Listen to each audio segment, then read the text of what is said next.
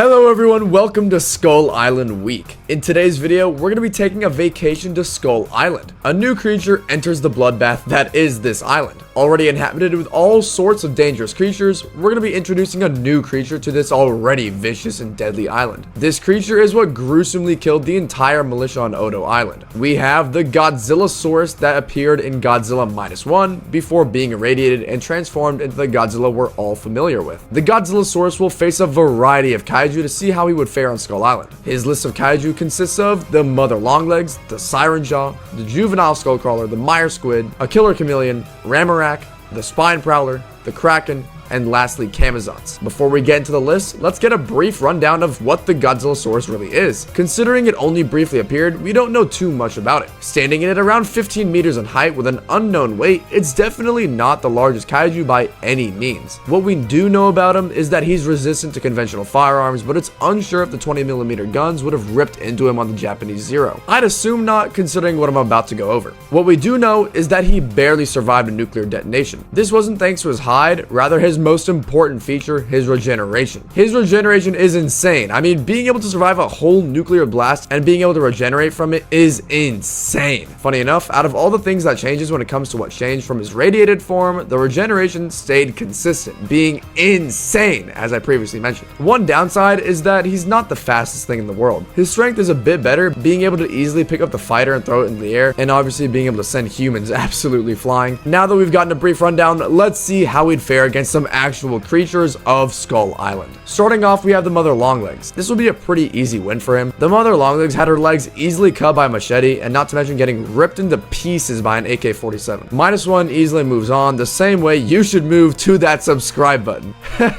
I'll just stop talking. Next up is the Siren Jaw. The way the Siren Jaw works is springing up to attack its prey, acting like an alligator at the bank of a lake. Get near it, and it'll attack you. They're pretty large in size, actually, being larger than the Godzillasaurus, but does this really matter? Not really. The Siren Jaw will definitely do some damage, but the Godzillasaurus has proven its considerable durability, being completely unaffected by conventional firearms, and obviously we have to factor in its regeneration. Whatever damage the Siren Jaw may do will just be regenerated almost instantaneously. He would most likely overpower the Siren Jaw and eventually kill him with ease, so he moves on. Following the Siren Jaw is going to be the Godzillasaurus' first real challenge, the Juvenile Skullcrawler. Similarly to a lot of these mid-tier Skull Island kaiju, their durability isn't exactly the best. The Skullcrawlers, as the name says, have an armored head, which is pure bone. This can be used as a battering ram paired with their agile nature. Considering Skullcrawlers are classified as quote-unquote hypervores, meaning their appetite will never be satisfied, so what does this mean for our Godzillasaurus? If he happens to go down, the Skullcrawler will continue to eat him until there is nothing left, outpacing his regeneration, but does this really matter?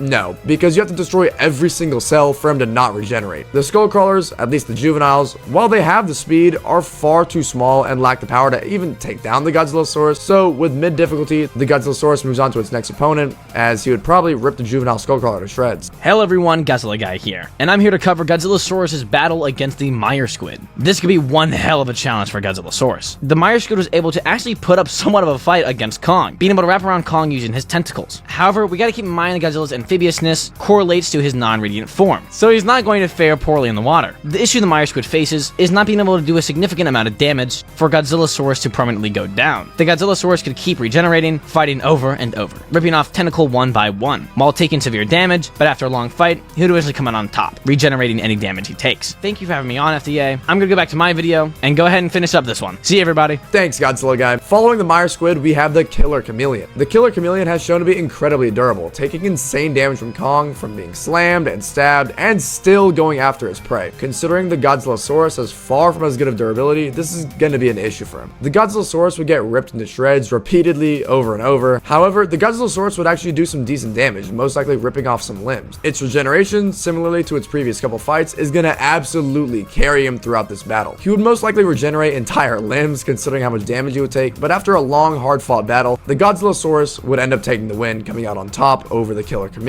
Next up is Ramarak, the quote-unquote big one. Ramarak is going to be his toughest opponent yet. The Juvenile Skullcrawler gave him some difficulty before, and well, he's basically amping it up by 10 times. Skullcrawlers, as we've mentioned, are hypervores. Nothing will stop them from fighting to kill and eat. Now, the Godzillasaurus survived a nuclear blast, not from his durability, but his regeneration. The question is, do we think that Ramarak can do enough damage to prevent him from regenerating, similar to a nuclear bomb, which couldn't even stop him? Honestly, yeah, no. His regeneration acted so fast that before he could even be entirely disintegrated, he was back to full capacity and, transformed into the Godzilla we know. After hours upon hours, Ramarak would still have some fight left in him. However, our Godzillasaurus legit can't kill him, so this does end up being a draw. For the sake of the video not being like 5 minutes long, let's say he barely moves on, and well, yeah, he's not beating the Spine Prowler. Similarly to Ramarak, would the Spine Prowler do enough damage to the Godzillasaurus to permanently put him down? No. Would the Godzillasaurus be able to kill him? Nope. The Spine Prowler is far too fast and agile. While she's not exactly the strongest in the monsters by any means, she's on a different level compared to the Godzillasaurus. So this is where he finally stops on Skull Island. You could argue a draw would be the result for the Kraken and Camazotz as well, but it would just be them taking 0 damage and the Godzillasaurus just getting spawn killed. Realistically, he stops at Ramarak or the Spine Prowler. Now that we determined how the Godzillasaurus would fare, are there any other potential verse swaps you'd like me to do? Do you think a fight could have gone another way? Make sure to let me know in the comments down below. One more thing, obviously, thanks to my good friend Godzilla Guy for not only appearing in the video, but allowing me to use this idea as he basically pioneered it. With all that out of the way, thank you guys so much for tuning in this week. Your support means everything to me. Could we potentially get to 50,000 subscribers by the end of May? It's a huge goal, I know, but I believe in you guys. Tune in next week where we cover the debate of fire versus ice. Godzilla's godlike form and king of the monsters versus the ancient ice dragon Shimo. See you guys there.